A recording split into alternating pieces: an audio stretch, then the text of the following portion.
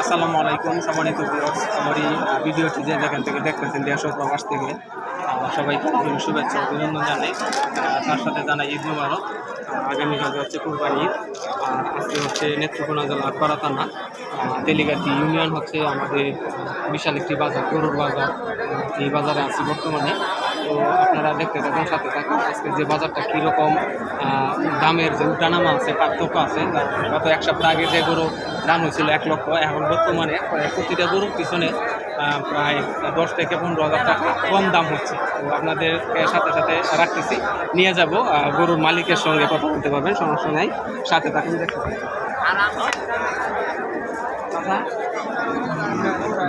আগে কীরকম দাম হয়েছিল? আগে 90 হয়েছিল। আজকের বাজার কীরকম? আজকের বাজার 80 হইতেছে, যেমনটা বলছিলাম আপনাদেরকে। প্রতিটা গরুর পিছনে হলো আজকে যেহেতু মাত্র একদিন টাইম আছে, এর ভিতরে হচ্ছে 10,000 টাকা করে কমছে গরুর পিছনে। তুমি সাথে থাকুন, দেখতে থাকুন। আমরা আরেকজনকে জিগাবো, সাথে থাকুন।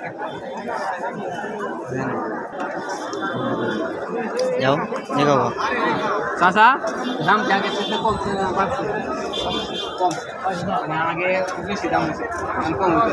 আপনার সাথে আগে কত হয়েছিল? ভিডিও করতেছি, আপনি বুঝতে আগে কিরকম দাম হয়েছিল চাচা? 82, এখন দাম কম।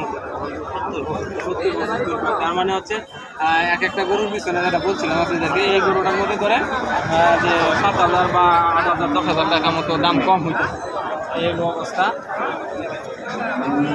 আচ্ছা, আপনার যে ভিডিওটা যে করছে এটা নিতে সমস্যা নেই তো?